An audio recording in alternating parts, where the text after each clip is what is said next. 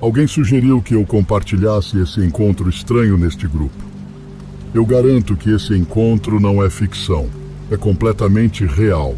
Eu gostaria que fosse apenas ficção, porque seria mais fácil de aceitar, mas não é o caso. Esse encontro aconteceu em fevereiro de 2007. Eu trabalhava no turno da noite em um armazém de uma fábrica de papel. O supervisor do turno da manhã estava de férias. Então nossa chefe da noite decidiu nos liberar cerca de 2 horas mais cedo. Isso deveria ter sido entre 4:30 ou 5 horas da manhã. Eu estava seguindo um colega de trabalho por uma estrada de campo, já que o armazém estava nos arredores da minha pequena cidade rural. Eu notei que ele freou e depois saiu da estrada. Eu estava a cerca de 1000 pés atrás dele e pensei comigo mesmo: o que diabos esse cara está fazendo? Foi quando eu vi. Uma figura alta e escura andava pelo meio da estrada, inclinando-se e oscilando de um lado para o outro. Eu a comparei com aquelas figuras altas e infláveis que você vê balançando em concessionárias de carros, movendo-se daquela maneira, com movimentos muito antinaturais. É difícil descrevê-la só com palavras, porque acredito que só faz sentido vendo pessoalmente. Parecia uma pessoa alta, envolta em um manto ou cobertor escuro. Tive que frear e desviar também, mas parei completamente. Não consegui distinguir nenhuma característica ou detalhes, apenas um torso grande com 2 pernas. A metade superior estava inclinada para a frente, como se fosse uma pessoa mais velha que anda com um andador. Na época, eu dirigia uma caminhonete. Acredito que o que estava caminhando tinha mais de 2 metros de altura, no mínimo. Mais uma vez, eu não conseguia ver nenhum braço. Era apenas uma figura com pernas caminhando.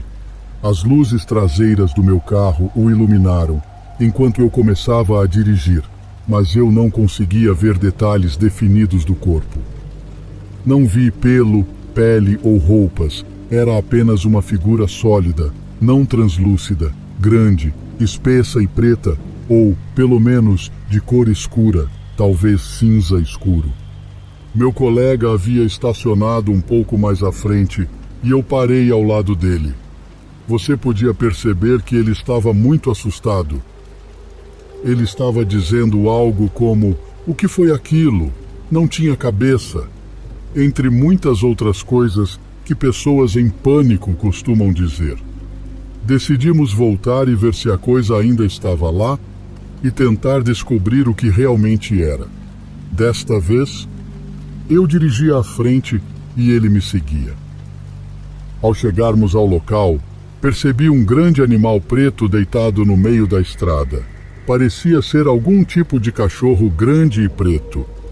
Parte de mim sabia que isso não era grande o suficiente para ser o que estava andando na estrada, mas tivemos que parar porque estava bem no meio da estrada.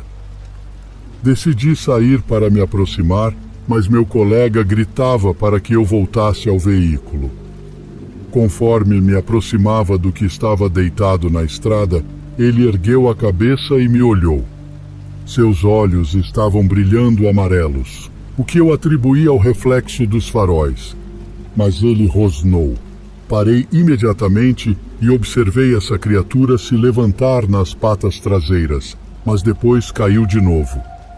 Ela se sentou e se arrastou para o lado da estrada como um animal ferido que não conseguia usar as patas dianteiras. Tinha uma aparência típica de um pastor alemão, com um rosto de lobo, mas sua pelagem era macia e fofa. Era bem maior do que a maioria dos cães, mas ainda assim não chegava perto da altura daquilo que estava caminhando pela estrada. Não vi sangue ou ferimentos, então não posso dizer com certeza se estava machucado ou não.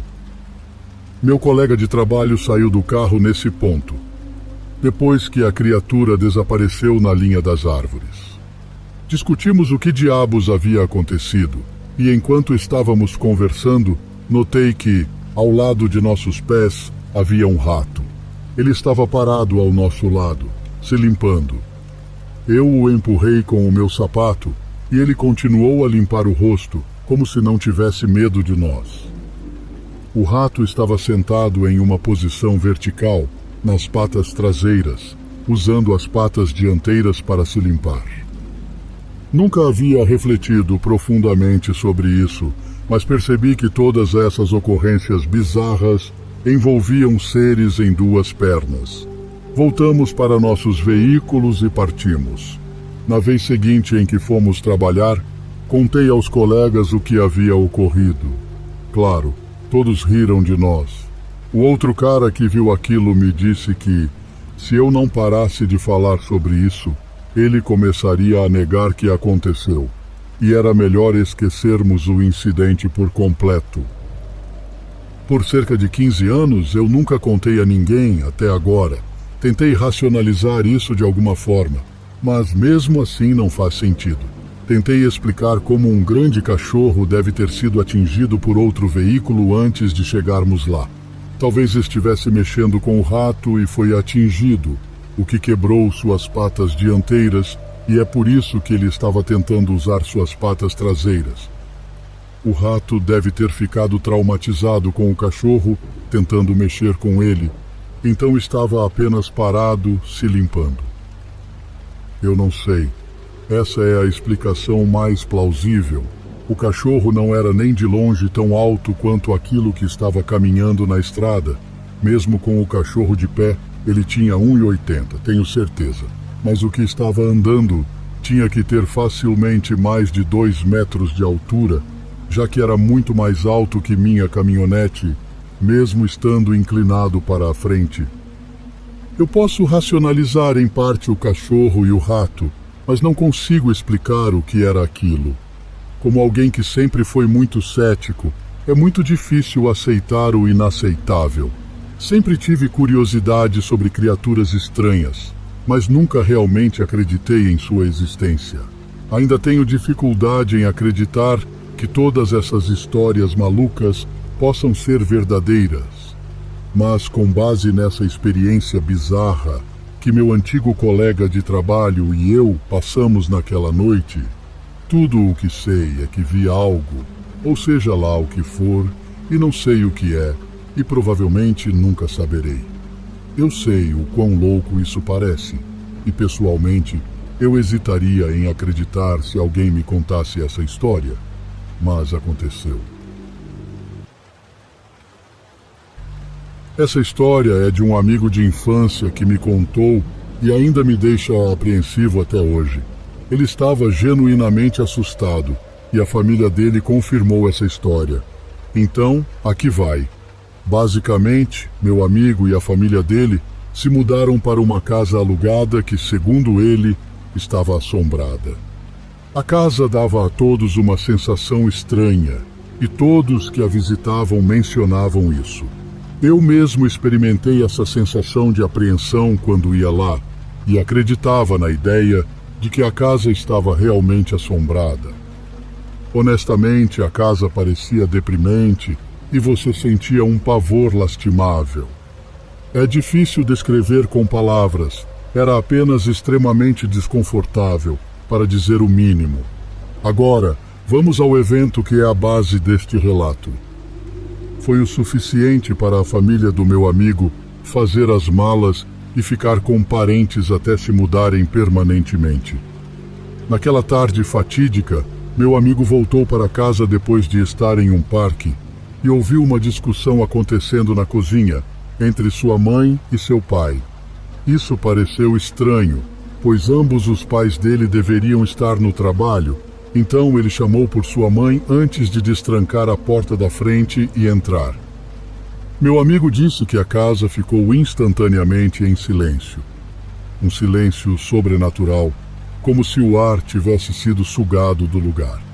Era abafado e simplesmente errado. Então a mãe dele disse: "Ei, estamos aqui, Justin." Nesse ponto, meu amigo estava do lado de fora da porta fechada da cozinha e congelou antes de abrir. Era realmente a voz da mãe, mas algo estava errado. como se a cadência que tornava aquela voz dela estivesse ausente, fazendo-a soar plana e não natural. Meu amigo decidiu correr para fora da porta da frente e esperar do lado de fora até seu irmão voltar para casa. Ele disse que assim que virou para a casa, viu sua mãe olhando para ele pela janela da sala, mas não era sua mãe. O rosto era o mesmo, tudo era igual, mas o rosto estava vazio de qualquer coisa que o tornasse a sua mãe. Não havia reconhecimento no rosto dela, nenhuma indicação de que ela estava olhando diretamente para o filho. Não havia emoção na expressão, nada. Os olhos simplesmente encaravam, vazios e completamente em branco.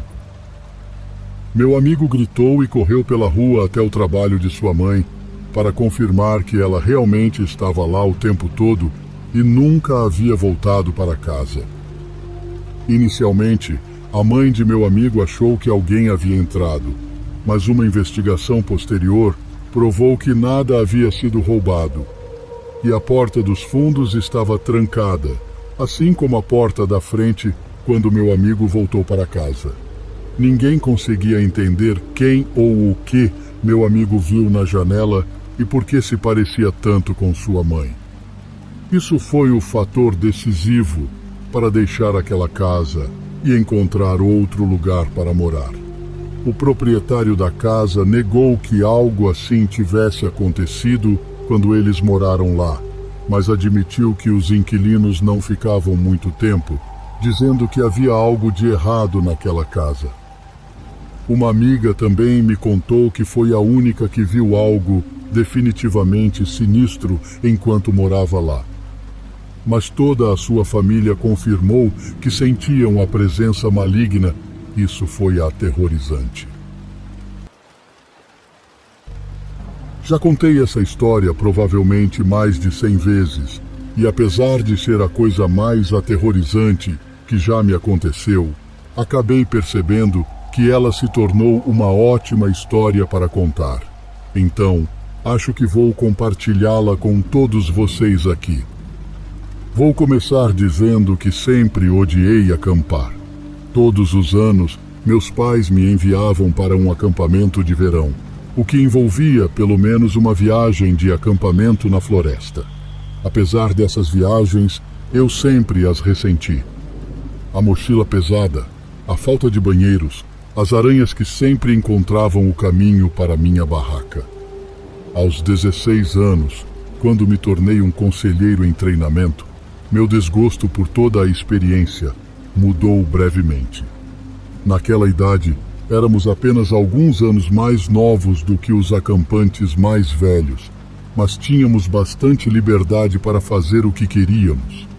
Na maioria das noites, tínhamos que ficar na cabana com nossos acampantes, mas havia rumores de que a viagem de acampamento era uma oportunidade para os conselheiros em treinamento ficarem bêbados, fumarem e se envolverem uns com os outros depois que todos os outros fossem dormir. O que eu não sabia, no entanto, era que os eventos dessa viagem de acampamento em breve me desanimariam completamente de acampar na floresta. A viagem começou como qualquer outra. No total, éramos cerca de 30 pessoas, incluindo 4 conselheiros em treinamento, cerca de 15 meninos e meninas com idades entre 13 e 14 anos. Seguíamos em fila única pelas várias trilhas e mal podíamos ouvir os sons da natureza por causa das conversas e risadas das crianças. Passamos várias horas atravessando uma densa área pantanosa e subindo uma encosta íngreme, repleta de árvores enormes. Não sendo muito atlético, foi aí que acabei ficando na retaguarda da fila, com outro conselheiro em treinamento chamado Jordan, bem como 2 outros campistas que também estavam com dificuldade para acompanhar. Nós 4 começamos a conversar e, em nosso estado distraído, ficamos cada vez mais para trás em relação ao resto dos campistas, até que o último deles desapareceu de vista. Cerca de 15 metros à nossa frente. Sem nos preocuparmos, Continuamos caminhando no mesmo ritmo lento. No entanto, depois de cerca de 30 minutos, a trilha começou a ficar mais plana e comecei a me sentir cada vez mais ansioso. Não apenas o resto do grupo havia desaparecido à nossa frente, mas também entramos em uma área completamente desolada de árvores mortas, metade das quais pareciam ter sido queimadas por um incêndio florestal e a outra metade parecia ter sido morta por doenças. A estranheza da paisagem foi pontuada por uma pequena cabana abandonada no meio da floresta, aparentemente intocada pelo incêndio que assolou aquela região. Ficamos tão fascinados pela cena que um dos campistas gritou quando um galho se quebrou atrás de nós. Jordan e eu começamos a rir, mas rapidamente paramos quando nos viramos para olhar para a direção do som. A apenas cerca de 6 metros de nós, havia um homem desalinhado com um ninho de cabelos pretos e uma longa barba preta que caminhava lentamente em nossa direção, com os olhos fixos em nós. Ele não parecia ter nenhum equipamento de acampamento e não tínhamos ideia de quanto tempo ele estava caminhando atrás de nós. Sendo jovens, naturalmente ficamos bastante assustados, mas Jordan conseguiu dar um leve aceno para o sujeito antes de dizer ao resto de nós: "Vamos acelerar o passo e voltar para o resto do grupo." Quando viramos as costas e continuamos pelo caminho sinuoso, o homem murmurou uma pergunta que mal conseguimos ouvir. Agora chocados, Jordan se virou para pedir ao homem que repetisse, e o homem murmurou novamente, um pouco mais alto desta vez: "Vocês estão acampando?" Jordan confirmou que sim, que estávamos a caminho de nosso acampamento. O homem sorriu levemente antes de declarar em um tom assustador e ameaçador: "Melhor ter cuidado." Nós acenamos e agradecemos de forma pouco convincente antes de continuar nosso caminho para encontrar o resto do grupo. No entanto, desta vez, aumentamos significativamente o ritmo. Embora o homem estivesse seguindo a mesma trilha que nós, quando o vimos, ele não continuou. Em vez disso, simplesmente ficou parado no meio do caminho, nos observando enquanto seguíamos pela trilha sinuosa, até desaparecermos de sua vista. Finalmente, conseguimos alcançar o resto do grupo, que estava esperando por nós. Contamos aos conselheiros adultos sobre nosso encontro com o estranho homem, mas eles simplesmente deram de ombros e disseram que o sujeito provavelmente morava naquela cabana e só queria saber o que estávamos fazendo perto de sua propriedade. Ainda assim, eu estava inquieto com aquele encontro. Quando finalmente chegamos ao local do acampamento, a sensação de desconforto permaneceu em mim. Eu não conseguia me livrar da sensação de que aquele homem de alguma forma nos seguiu. Eventualmente, coloquei isso de lado e consegui me divertir um pouco. Peguei 2 sanduíches quentes que eles tinham roubado dos alojamentos dos conselheiros e tirei um cigarro que tinha guardado exatamente para essa ocasião, para evitar problemas. Decidimos caminhar um pouco pela floresta para fumar o cigarro. Chegamos à beira do rio, onde lavamos nossas panelas e frigideiras. O local em si estava estranhamente silencioso. Eu pensava no homem que encontramos mais cedo e ele continuava aparecendo na minha cabeça. Supondo que eu estava apenas com frio, não ansioso, Jordan me deu seu moletom azul, e isso levou uma das outras meninas a sugerir que trocássemos de barraca por uma noite, e ela poderia dormir na mesma barraca que o outro menino. Eu não tinha absolutamente nenhum problema com isso. Voltamos para nossas próprias barracas separadas, que estavam montadas um pouco afastadas das outras. Discretamente, continuamos comendo sanduíches enquanto contávamos histórias assustadoras de acampamento uns para os outros. O tempo passou. e um dos meninos estava no meio de contar uma história confusa que ele claramente estava inventando na hora, quando de repente ele parou. No silêncio podíamos ouvir o que parecia passos, pisando em agulhas de pinheiro a cerca de 12 metros de distância, perto de uma das barracas de outros acampantes. Enquanto nos esforçávamos para ouvir o que estava acontecendo, os ruídos pararam. Embora tenhamos assumido que fosse apenas um dos campistas levantando para ir ao banheiro, todos nós estávamos exaltados pelas histórias assustadoras, então decidimos encerrar a noite e voltar para nossas barracas. Jordan seguiu o exemplo e fizemos nosso caminho de forma estranha antes de eventualmente dormirmos. Não sei que horas eram, mas deveria ser bastante tarde quando acordei repentinamente com o som distintivo de passos andando ao redor ou perto de nossa barraca. Meu corpo ficou tenso de adrenalina e eu tentei ficar o mais imóvel possível e controlar minha respiração. Pelo som, ficou claro que alguém estava a menos de 1 metro da frente da nossa barraca, aparentemente indo e voltando.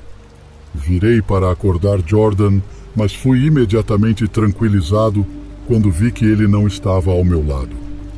Assumindo que Jordan era a pessoa que eu estava ouvindo, fechei os olhos e comecei a relaxar. Mas de repente, ouvi o zíper da barraca sendo aberto. Senti Jordan deitar-se ao meu lado depois de alguns momentos e ele começou a me abraçar como se estivéssemos dormindo juntos. Achei que era brincadeira dele. Quase adormecendo novamente, percebi que precisava ir ao banheiro.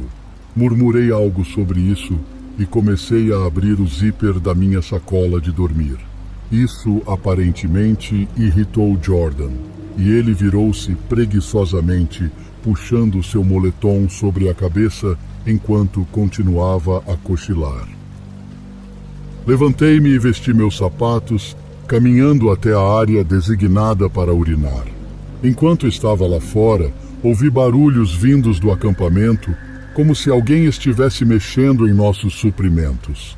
Ainda meio chapado, ao tentar puxar minhas calças com pressa, perdi o equilíbrio e agarrei um galho, fazendo um barulho alto.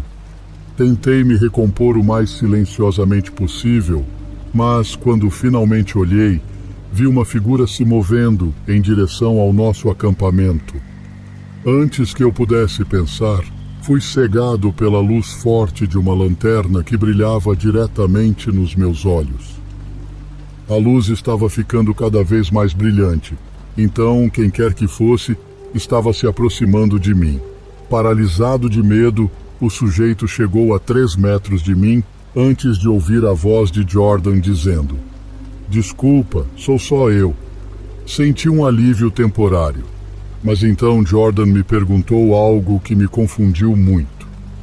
Ele disse: "Você viu meu moletom azul? Eu sei que você me deu de volta, mas acho que um dos campistas pode ter roubado da minha mochila enquanto eu dormia." Depois de uma breve pausa, consegui balbuciar: "Mas você estava usando o moletom quando voltou para a barraca." O que ele disse em seguida fez meu sangue gelar. "Do que você está falando? Ele está desaparecido desde que voltamos do rio. Até desci lá para ver se o deixei por acidente, mas ainda não consegui encontrá-lo. Pensei em verificar as mochilas dos meninos, e foi quando eu te vi."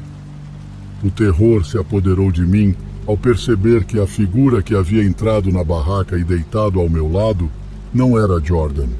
Sentindo que algo estava errado, Jordan insistiu em voltar para a barraca para verificar pessoalmente. Lentamente e o mais silenciosamente possível, voltamos para o lado da barraca. Jordan ligou sua lanterna e a apontou para dentro da barraca através do nylon. Ele soltou um grito agudo ao ver a clara silhueta de um homem imóvel dentro da barraca. O que aconteceu em seguida é um pouco confuso. Corremos até as barracas, onde os conselheiros mais velhos estavam dormindo, e desesperadamente abrimos os zíperes das barracas, gritando para que eles saíssem. Havia um homem dentro de nossa barraca. Lembro-me do pânico se instaurando enquanto nossos conselheiros mais velhos acordavam lentamente, mas depois de mais gritaria, eles finalmente entenderam a gravidade da situação. Enquanto havia uma agitação próximo à nossa barraca, ao chegarem lá, encontraram-na aberta com muitas de nossas coisas espalhadas pelo chão. Depois disso, ouvimos os conselheiros pelo rádio, pedindo ajuda à base do acampamento e chamando a polícia. Podíamos dizer que eles estavam tão assustados quanto nós. Acho que nenhum de nós conseguiu dormir depois disso. Felizmente tivemos que esperar apenas algumas horas para o sol nascer. Nesse momento, alguns dos outros conselheiros mais velhos chegaram com armas para nos escoltar de volta ao acampamento principal. Durante o trajeto de volta, um dos campistas encontrou o moletom de Jordan amarrado a uma árvore no caminho, como se fosse algum tipo de marcador. Jordan decidiu deixá-lo lá. Até hoje, ainda não consigo afirmar com certeza se o homem que encontramos na barraca era o mesmo que cruzamos no início da trilha. Aquele rosto e aquela noite continuam me assombrando. Na última segunda-feira, eu e meus colegas de trabalho voltamos para o nosso hotel após um dia de trabalho no campo. Rebeca e eu fomos para nossos quartos. Abri o meu e vi alguém dentro do banheiro. Eu disse, "Olá", mas ninguém respondeu. Minha primeira reação foi pensar que provavelmente era a camareira por algum motivo. Em seguida, notei que ela segurava minha bolsa com minhas roupas. Disse ao meu colega de trabalho, "Tem uma mulher no meu quarto." Em seguida, perguntei à mulher, "O que você está fazendo com as minhas coisas?" A história fica um pouco confusa aqui porque não consigo lembrar de tudo o que disse naquele momento. Ela apenas continuou murmurando sobre como sua chave ainda funcionava e que foi assim que ela entrou. Eu estava em choque. Ela obviamente estava muito nervosa por ter sido pega em meio a um roubo. Ela largou minhas bolsas e ficou mexendo em sua bolsa de mão e em um saco plástico branco. Nesse momento, meu colega de trabalho estava atrás de mim, assistindo a toda a loucura se desenrolar. A mulher, claramente atrapalhada, caminhava em direção à porta. Perguntei, "O que tem na bolsa?" Pensando que pudesse haver algo meu ali. Ela disse, Não, são apenas minhas coisas. Eu vou te mostrar." E assim o fez. Eu olhei e, na verdade, não vi nada que fosse meu. Então, obviamente, ainda em choque, deixei-a ir embora. Fui para o meu quarto e ele estava revirado. Fiz uma rápida verificação para ver se algo tinha sido levado e todos os meus eletrônicos ainda estavam lá. Fui ao banheiro e encontrei minhas roupas íntimas, biquíni e outras peças espalhadas pelas minhas bolsas. Até meu passaporte estava lá. Então, olhei para a pia e percebi que ela tinha mexido nos meus remédios. Naquele momento, não tenho certeza do que estava passando pela minha cabeça, exceto que eu só queria recuperá-los. Então, rapidamente saí pela porta para encontrá-la. Corri para a lavanderia no andar de baixo e para os lados do hotel, mas não a vi em nenhum lugar. Rapidamente percebi. Como eu sabia que não conseguiria encontrá-la, meu colega de trabalho e eu descemos ao lobby e chamamos a polícia. Ao retornarmos ao meu quarto, notei um taco de metal na cama, um pouco maior que um taco de beisebol tradicional, com uma lanterna acoplada na ponta. Ela deve ter deixado para trás com pressa.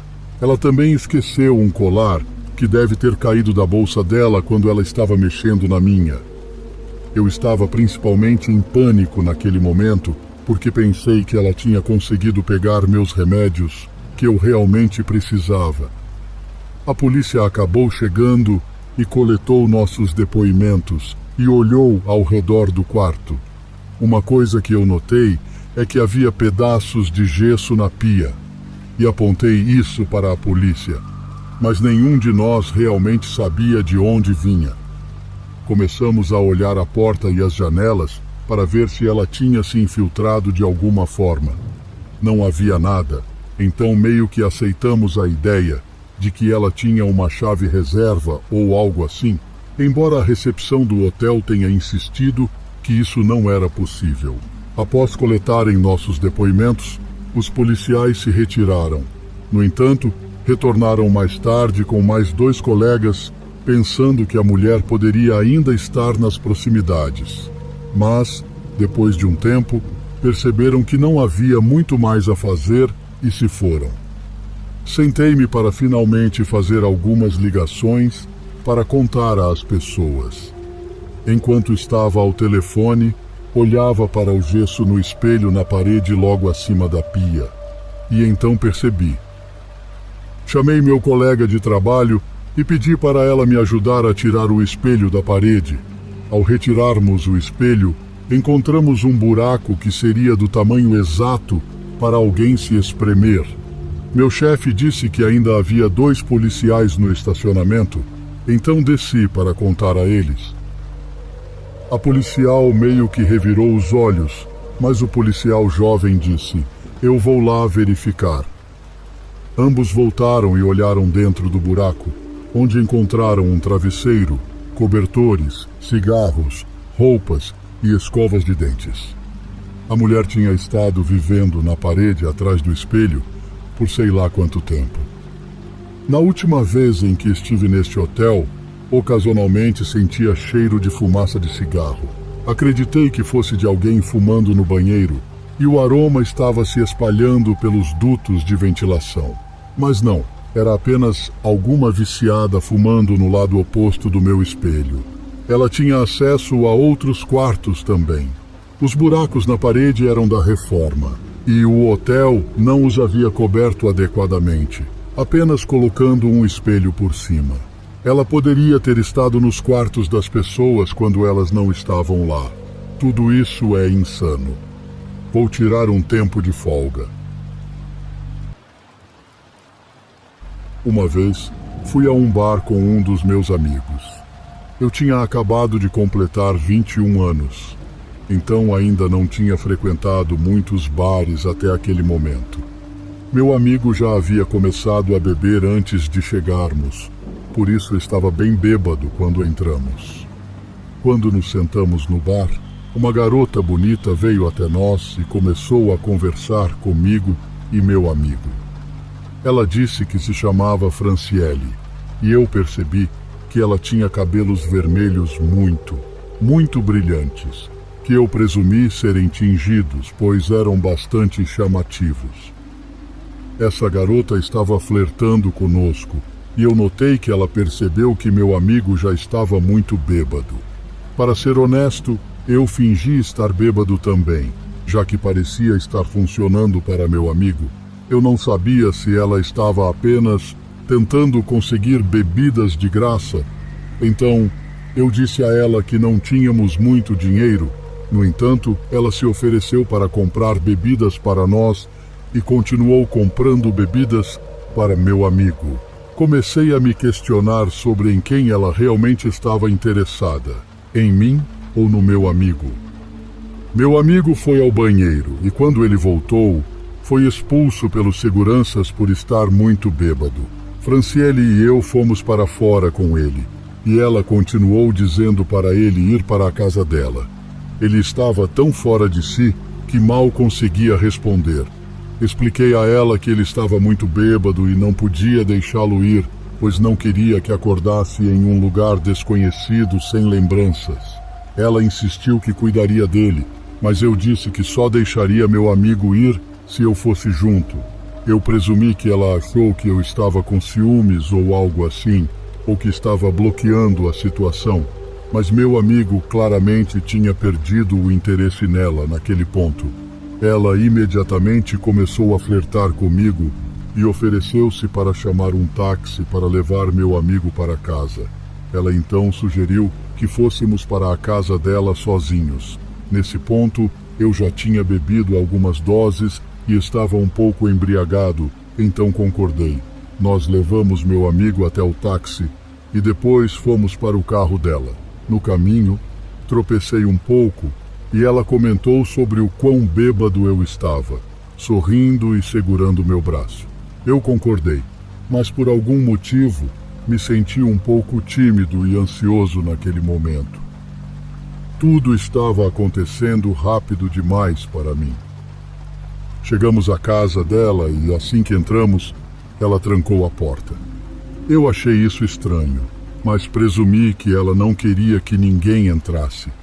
Disse a ela que precisava usar o banheiro e fui até lá, trancando a porta do banheiro.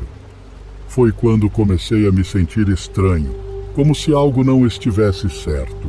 Senti-me ficando mais embriagado por ter terminado aquela garrafa anteriormente. Abri a torneira para disfarçar e induzi o vômito, tentando me livrar do álcool. Depois de dar descarga e beber água da torneira para tentar ficar sóbrio. Eu não queria realmente ficar bêbado, mas queria continuar na companhia da Franciele. Então fingia estar embriagado. Desliguei a torneira e pude ouvi-la conversando com alguém. Ele está bêbado pra caramba, mal consegue ficar em pé, ela disse. Você faz isso. Com quem ela estava falando? Fazer o quê? Saí do banheiro e fui para a sala de estar. No momento em que entrei na sala, vi-a indo para outro cômodo. Apenas consegui ver a parte de trás da cabeça dela, com aquele cabelo vermelho intensamente brilhante, se dirigindo a outro cômodo. Não vi o rosto dela nem nada, apenas a vi andando rapidamente na direção do quarto. A sala de estar estava muito escura. Onde você está indo? Eu disse, como se estivesse bêbado. Voltei à sala escura e ela veio em minha direção dizendo: vamos para o meu quarto. Eu olhei para o seu cabelo vermelho brilhante e depois para os olhos dela, que estavam diferentes. O rosto dela era diferente, era outra garota com o mesmo cabelo. Era uma peruca o tempo todo. Ela trocou com a outra garota da mesma cor que vi antes. Meu coração parecia ter parado, mas tentei parecer como se não soubesse que era uma garota diferente. Sorri para ela e disse que precisava usar o banheiro mais uma vez, porque estava muito bêbado. Ela disse que estava tudo bem e pediu apenas que eu fosse rápido. Fui para o banheiro e tranquei a porta. Ouvi-a cochichar algo para alguém novamente, e desta vez acho que ouvi uma voz masculina sussurrar de volta.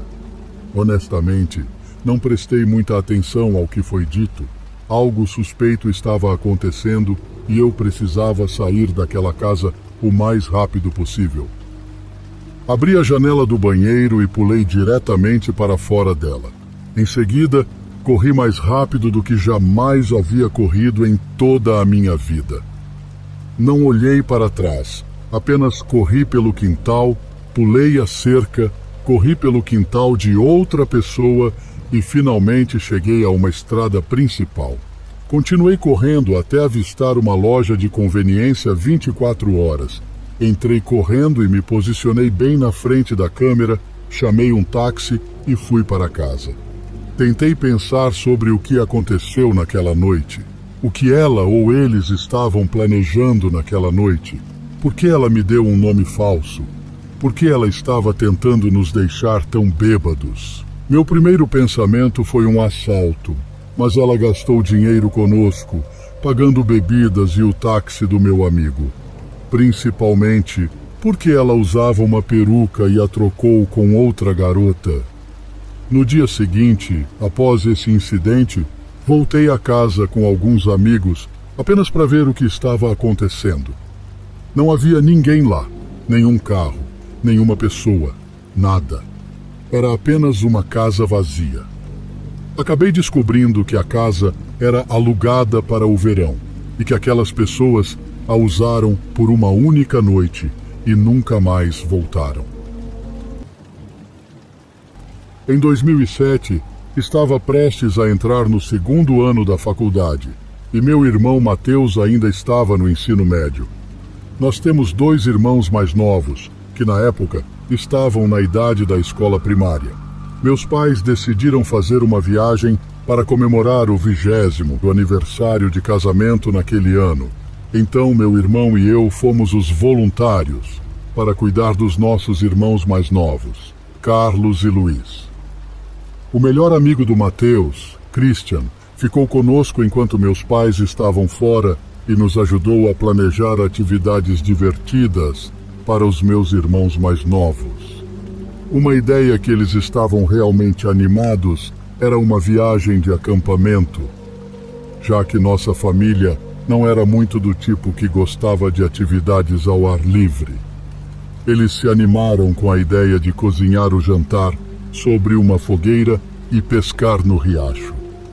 Como era início do verão, estávamos em um clima quente e um céu claro e bonito para observar as estrelas.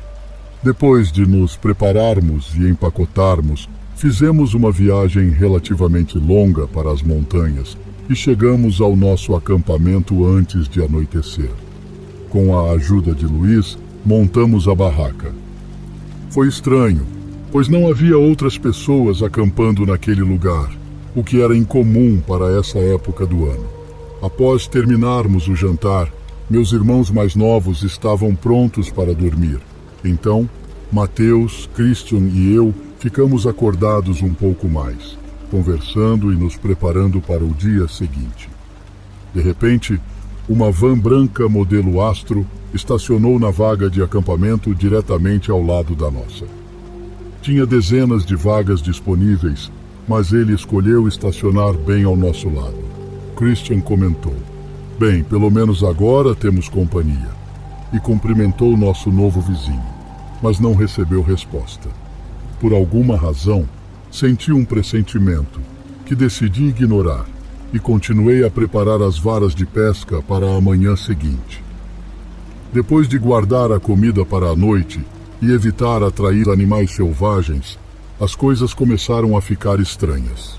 O homem que estacionou ao lado de nós saiu de sua van e se sentou em uma mesa de piquenique com uma pequena fogueira. Eu conseguia ver que ele estava olhando diretamente para nós, mas a fogueira acabou se apagando completamente alguns minutos depois e ele continuou sentado ali. Eu podia sentir o olhar dele, mas não conseguia ver o rosto dele enquanto ele estava lá. Christian e Mateus perceberam que eu estava ficando inquieta e notaram o quão sinistra a situação estava se tornando. Mateus sussurrou para mim: "Por que ele está respirando desse jeito?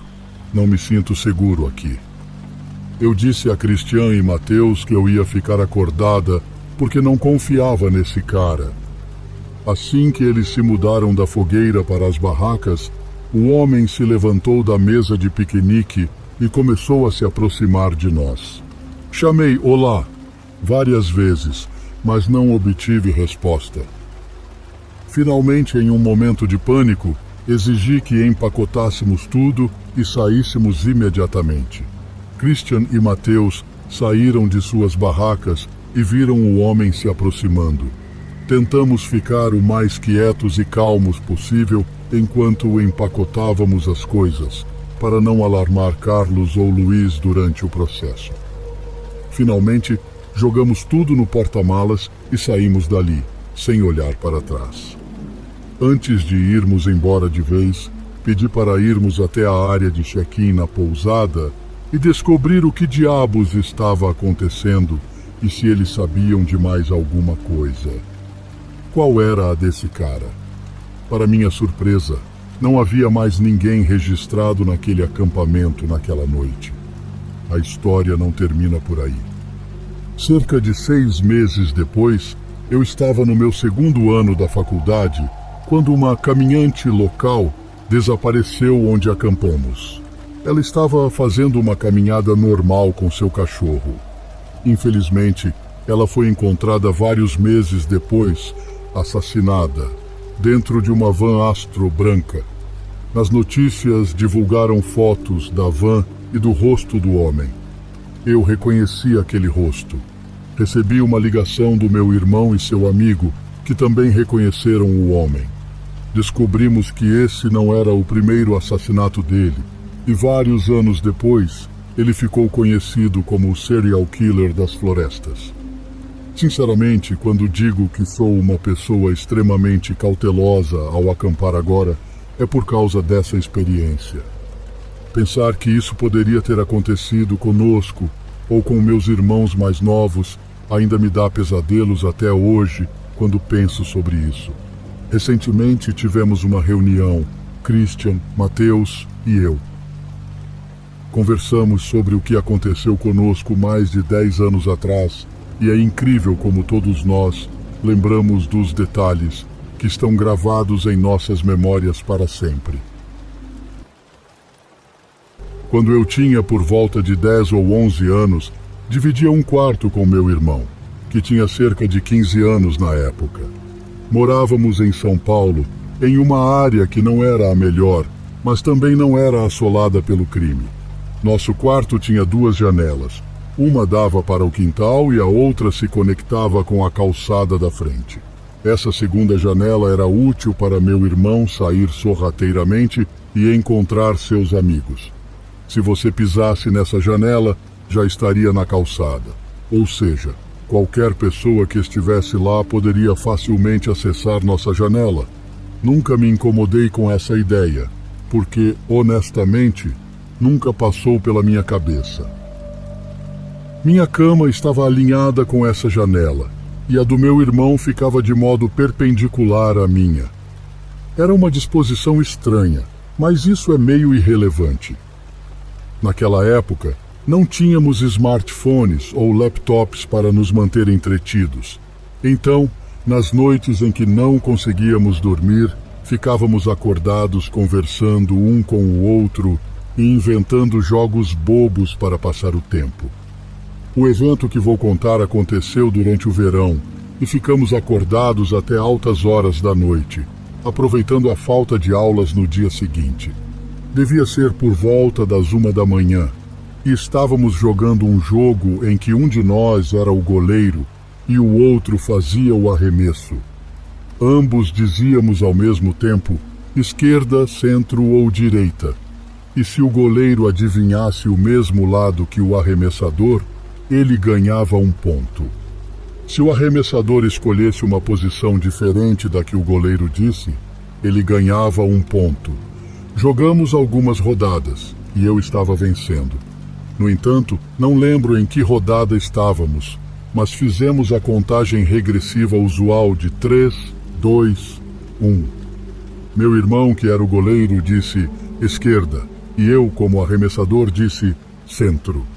Então, uma voz vinda do lado de fora da janela disse esquerda. Meu irmão e eu ficamos paralisados. A cortina estava abaixada, mas minha mãe deixou a luz da calçada acesa, então era a única coisa iluminando o nosso quarto. Com a luz da calçada entrando pelas bordas da cortina. Naquele momento, minha mãe estava em outra parte da casa, minha irmã no quarto ao lado e meu pai junto de minha mãe. Assim, eu e meu irmão nos sentíamos praticamente sozinhos. Nós dois estávamos apavorados. Pareceu uma eternidade, mas provavelmente foram apenas 30 a 45 segundos de espera. Ouvimos uma risada e uma batida brincalhona na janela. Ei, vamos jogar mais uma rodada, garotos, disse a voz em um tom alegre e brincalhão. Sinceramente, eu gostaria de dizer que a voz era assustadora e parecia ameaçadora, mas não era. Era apenas uma voz de mulher, não muito velha, mas jovem o suficiente, uma voz normal, como qualquer outra voz. Nada parecia estranho nela, exceto de onde estava vindo e a hora em que se fez ouvir. Estávamos aterrorizados. A janela estava prestes a se abrir. E eu poderia estar cara a cara com essa pessoa assustadora se eu apenas levantasse a cortina. Fiquei imóvel, tenso, como se tivesse olhado nos olhos da medusa. Após alguns momentos de silêncio, meu irmão começou a se mover devagar da cama em direção à porta, tentando não fazer barulho. Enquanto meu irmão se aproximava da porta em silêncio, ouvimos o som de unhas passando devagar na janela, de cima para baixo. Nesse ponto, meu irmão alcançou a porta, olhou para mim e colocou o dedo nos lábios, pedindo silêncio. Quando as unhas pararam de arranhar a janela, ouvi os passos leves da pessoa saindo da calçada e desaparecendo na noite. Continuei deitado lá por uma eternidade, sem me mexer, até que meu irmão voltou com minha mãe. Vi minha mãe passar rapidamente pelo meu quarto, em direção à porta da frente. A luz da calçada se apagou e fiquei no escuro com meu irmão esperando na porta pela volta de minha mãe. Ouvi minha mãe chamar meu pai, que veio sonolento e irritado. Eles conversaram e, em seguida, entraram no nosso quarto para nos contar o que havia acontecido. Aparentemente, minha mãe viu a mulher saindo da entrada da nossa garagem, atrás de algumas plantas altas. Graças a Deus, tínhamos uma garagem longa. Caso contrário, minha mãe provavelmente teria pensado que estávamos ficando loucos, já que nada de mal havia acontecido, além de me deixar apavorado com a minha janela. Meus pais não chamaram a polícia, apenas acharam muito estranho e ficaram acordados pelo resto da noite para garantir que ela não voltasse. Tenho agora 17 anos. Meu irmão está na faculdade, então tenho este quarto só para mim. Minha cama ainda toca na janela porque sou preguiçoso demais para mover o resto dos móveis do quarto e afastar a cama da janela. Essa janela nunca mais foi aberta desde aquele incidente e provavelmente nunca será. Todos nós já tivemos encontros ruins, certo? Este é o único encontro que tive até hoje que acendeu tantos alertas e levantou tantas bandeiras vermelhas. Vou começar dizendo que não saio para muitos encontros, mas quando o faço, garanto seguir os protocolos de segurança, como ir ao meu encontro em lugares públicos e deixar minha família ou amigos saberem onde vou estar, além de estacionar em um local movimentado próximo ao local do encontro. De início, ele sugeriu encontrarmos em sua casa para ver um filme e beber algo. Eu disse que não me sentia confortável com isso e só queria nos encontrar em um local público. No começo, ele pareceu concordar com isso, mas depois voltou a mencionar algumas vezes. Perguntei se havia algum problema financeiro ou algo do tipo, e sugeri que poderíamos nos encontrar em outro momento ou esquecer o encontro. Ele reconsiderou e concordou em nos encontrarmos em um café que eu escolhi. Ele chegou em um carro de 2 portas, um detalhe importante, e entrou no café antes de mim. Após uma rápida e educada apresentação, as coisas ficaram estranhas. Depois de eu pedir um refrigerante, ele disse: "Você não quer beber?" Eu estava pensando em ir até o bar e pegar uma bebida. Eu disse que não estava bebendo, e ele me olhou como se eu fosse completamente irracional. Eu já tinha explicado em mensagens que não bebia, porque estava tomando medicamentos, então ter que explicar novamente me irritou um pouco. Ele parecia desapontado e foi até o bar para pedir uma cidra, enquanto eu arrumava uma mesa. Sentamos com nossas bebidas e imediatamente ele começou a falar sobre irmos para a casa dele, mesmo que o plano original fosse ficar ali e pedir comida. Eu já havia deixado claro que isso não ia acontecer. Ele sugeriu: "Vamos beber algo e depois comer na minha casa." Respondi que poderíamos só terminar nossas bebidas e ir embora. Ele ficou na defensiva e disse que tinha dinheiro, mas preferia que fôssemos para a casa dele. Brinquei um pouco desconfortável. "Você não é um assassino, né?" Em vez de rir, ele respondeu sério: "Você não acha que eu faria mal a você, né?" Ri desconfortavelmente e disse: "Claro que não." mas na verdade estava aliviada que o encontro não fosse continuar. Nesse momento, todas as luzes de alerta estavam acesas e eu disse: "Olha, não quero ir para a sua casa e sua insistência está me deixando desconfortável." Ele ficou chocado, murmurou algo sobre o banheiro e saiu da mesa. Poucos momentos depois, o vi através da janela do café entrando em seu carro e simplesmente partindo. Foi uma bala esquivada, na minha opinião. O fato de o carro dele não ter portas traseiras tornou a situação ainda mais sinistra, porque imagine se algo tivesse acontecido no carro, eu não teria como escapar. Isso aconteceu no outubro passado, perto do Dia das Bruxas. Meus pais e meu irmão estavam fazendo uma viagem de Maranhão até o Pará para ajudar minha avó a se mudar para nossa casa, e eles não estariam de volta por alguns dias. Naturalmente, pensei que seria bom ter a casa só para mim por alguns dias, em vez de viajar por horas de carro. Na segunda noite, enquanto eu estava aproveitando o tempo sozinho em casa, meu coração afundou quando ouvi algo que parecia quase como uma mão batendo contra a janela do meu quarto. Minha casa é de um andar em uma área rural com poucos vizinhos. Depois de descartar qualquer possibilidade de ser um animal ou algo natural, decidi dar uma olhada por mim mesmo. Então, movi as cortinas para ver se podia ver alguém correndo, esperando que fosse apenas uma brincadeira. Fiquei quase irritado ao ver que não havia ninguém. No entanto, o que aconteceu em seguida transformou a situação de irritante para assustadora.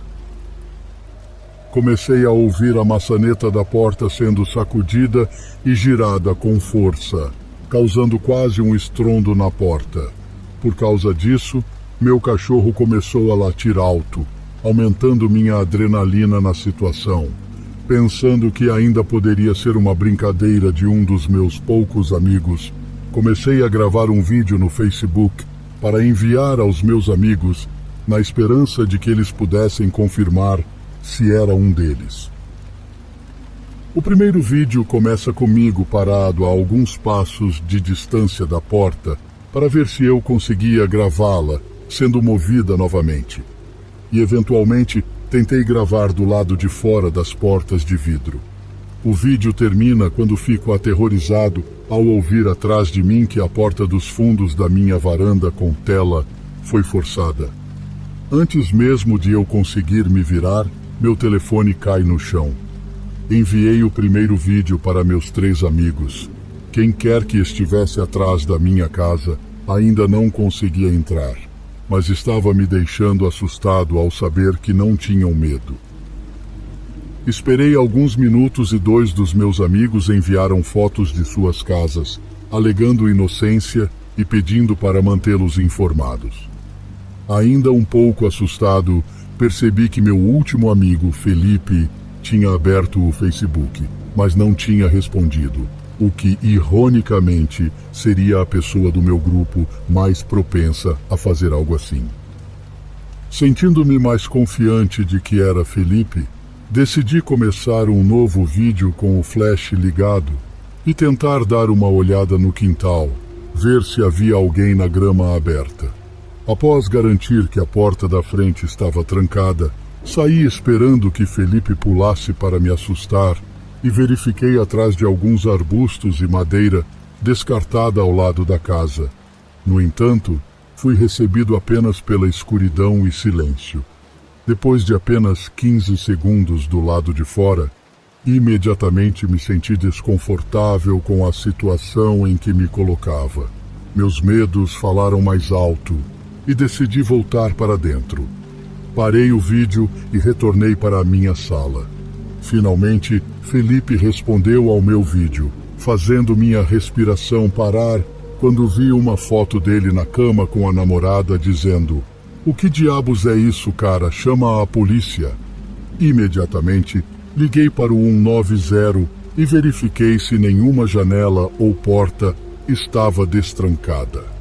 Fui aconselhado a manter todas as portas trancadas e a ligar novamente se ouvisse mais ruídos de entrada forçada.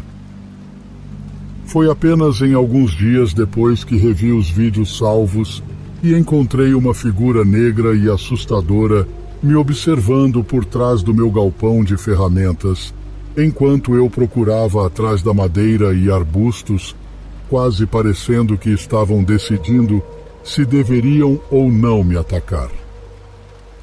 Vê-lo pela primeira vez e até agora me faz querer vomitar de medo. Nada aconteceu desde então, mas ainda me pergunto como alguém sabia que eu estava sozinho naquele dia e o que poderia ter acontecido se eu tivesse feito contato visual com a figura que observava do canto do galpão.